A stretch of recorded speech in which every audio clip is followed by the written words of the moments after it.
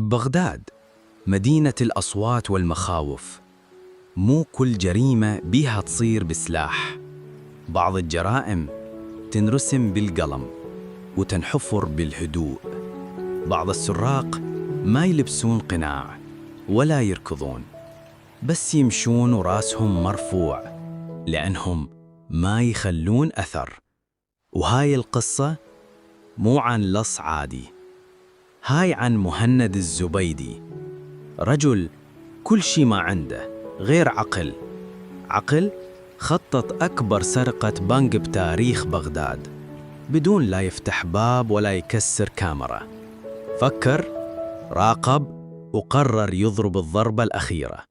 بس السؤال، لما تسرق الحلم وتمشي، هل راح تعيش مرتاح؟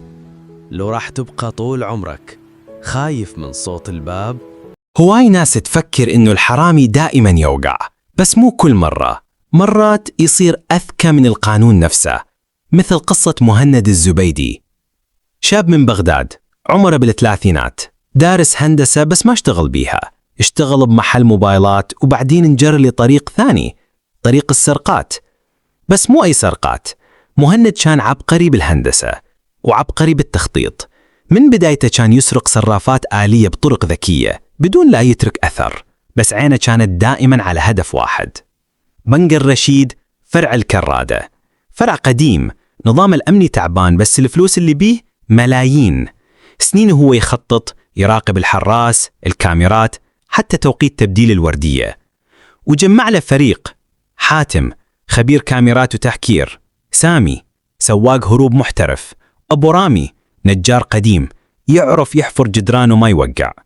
وظلوا 6 شهور يخططون، وكل تفصيلة كانت محسوبة. خطتهم شنو؟ يدخلون من محل متروق ورا البنك، يحفرون نفق بطول 15 متر ويوصل للبنك من تحت، ويشتغلون بس بالليل، وياهم أجهزة ليزر لقياس المسافة ومراوح حتى ما يختنقون بالحفرة. كل يوم شبر لمدة 2 شهر، إلى أن وصلوا جدار البنك. وراها بدت العملية الجدية. ورا الجدار كانت غرفة الخزنة. مهند عرف إنه الجدار سميك، بس أبو رامي كان مجهز مثقاب خاص من ألمانيا يشتغل بصمت وما يولد حرارة. الليلة المنتظرة كانت ليلة الجمعة، تاريخ 13 ب2:30 بالليل. الحراس كانوا ناعسين والسيستم ما حد مجدده والحركة قليلة. دخلوا للنفق، وصلوا للحائط وثقبوه ب3 ساعات. دخلوا للغرفة، الخزنة قدامهم. حاتم فكك نظام الإنذار، وسامي جاب الصناديق وعبوا بيها الفلوس. ما سرقوا الكل، سرقوا 1,700,000 دولار وطلعوا. ووراهم رجعوا يسدون الحفرة، وكل شيء رجع طبيعي. ثاني يوم الضابط المسؤول عن البنك جابوا له تسجيل الكاميرات، ماكو شيء، بس الخزنة مفتوحة بدون كسر. انصدمت الشرطة، ماكو أي أثر، لا بصمات، لا كاميرات، لا شيء. التحقيق ظل 2 شهر، والناس تحكي بس ما حد يعرف منو السارق. مهند وأصحابه قسموا الفلوس وسافروا كل واحد بطريق.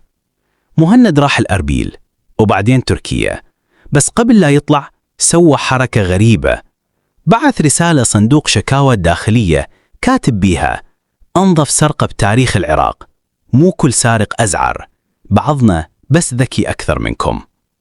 وانتهت القضية، ما نعرفوا، بس ظل اسمه يتداول بين رجال الشرطة، يسموه الشبح. وكل ما صارت سرقة بنك يقولون يمكن رجع مهند الزبيدي، بس هو اختفى مثل الدخان. ممكن هسه قاعد بكافيه بإسطنبول ويشرب قهوته ويضحك على كل شي وراه، أو ممكن يخطط الضربة ثانية، ما حد يعرف.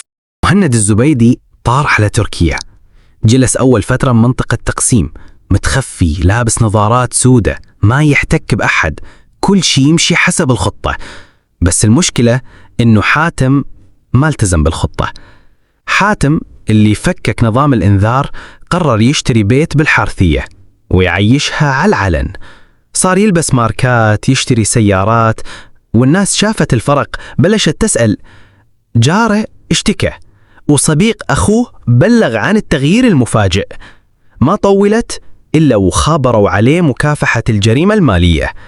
أول ما درى مهند طار عقله. خبر سامي: احنا اتفقنا ماكو واحد يتصرف بلوسه أول سنة، حاتم لا يحفر قبره ويانا. بس فات الأوان، ورغم أنه حاتم حاول يغطي إلا أنه الشرطة جابت معلومة صغيرة من واحد من رب حاتم. قالهم ذاك اليوم هو قال ماكو كاميرا بالدنيا تقدر تمسكني، فكيت بنج بعيون الدولة. من هذه الجملة بلش الخيط ينشد. التحقيق رجع على حادثة بنج الرشيد، والشرطة حصلت تسجيل من كاميرا مرورية تبعد 300 متر عن البنك. سجلت سيارة فان موديل 2006 بيضة دخلت الزقاق بنفس الليلة. السيارة مسجلة باسم سامي، وهاي الغلطة القاتلة. ضابط رعد مسؤول التحقيق قرر يحفر بالنقطة. لو السيارة لسامي وحاتم متورط، أكيد أكو جهة ثالثة. بدأوا يراقبون سامي، وأخيرا قبضوا عليه. طلع خايف. أول شي ما انهار، بس من شاف حاتم موقوف عرف السالفة انكشفت. وبأقل من أسبوع سامي اعترف بكل شي. بس لما وصلوا الاسم مهند الزبيدي، كان مهند صاعد طيارة لإسبانيا، مزور هوية باسم سليم فاضل وبجواز مزور، عبر من اسطنبول بدون أثر. الشرطة أصدرت مذكرة دولية باسمه، بس هو ذكي، غير ملامحه، سوى عملية تجميل خفيفة، حلق لحيته، نحل وزنه، وما عاد يشبه صورته الأصلية. عاش ببرشلونة فترة، بس الغرور بدأ يرجع. فتح له محل صغير لتصليح الأجهزة وبلش يشتغل باسم جديد. إلا يوم من الأيام إجا واحد من الزباين شافه وسكت. ليش؟ لأن هذا الزبون كان ضابط متقاعد من بغداد، حاليا ساكن بإسبانيا. قال له بصوت واطي: مو أنت مهند الزبيدي؟ مهند اتجمد، حاول يضحك، قال له: لا، غلطان حضرتك. بس الضابط عرفه من نبرة صوته، من تفصيلة وجهه. بلغ عنه السفارة العراقية، وخلال أيام قليلة الإسبان اعتقلوه بتهمة التزوير أولا، وبعدين سلموه للعراق. المفاجأة شنو؟ يوم راحوا الشرطة يقبضون عليه، لقوا بحسابه البنكي مجرد 1000 يورو. وين الفلوس؟ ما حد يعرف. بالتحقيق قالهم جملة واحدة: الفلوس مو مهمة، المهم إني عشت حر، وعشتها مثل ما أريد، ولو يرجع الزمن أعيدها وبشكل أحسن. وانسجن مهند 25 سنة. أما حاتم وسامي فحكم عليهم ب15 سنة، والفلوس اختفت. يقولون قسم منها تهرب للخارج، قسم دفن مهند بمكان ما حد يعرفه. لكن كل ما يصير سرقة بنك تذكروا اسمه: مهند الزبيدي، العقل اللي سرق بنك بلا أثر، بس اللي نسى إن الغرور حتى أذكى العقول تطيحها. مهند الزبيدي قدر يسرق بنك بلا ما يترك أثر، بس الغلطة مو بالخطة، الغلطة كانت بالناس اللي وياه. واحد تباهى، واحد خاف، وهو اتهجت طيحة من بعيد.